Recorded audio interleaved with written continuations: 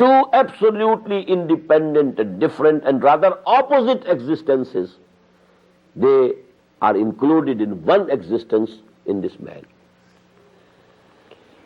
The beautiful couplet from Sheikh Sadi is, Admi zada turfa majun ast, as farishta sarishta was haywan. This human being, it's a very peculiar, composite type of existence it has. Double.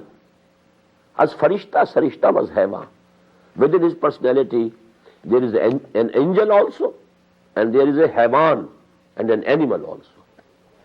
So we have a double existence, animal existence, bodily existence, animal existence, and a spiritual existence.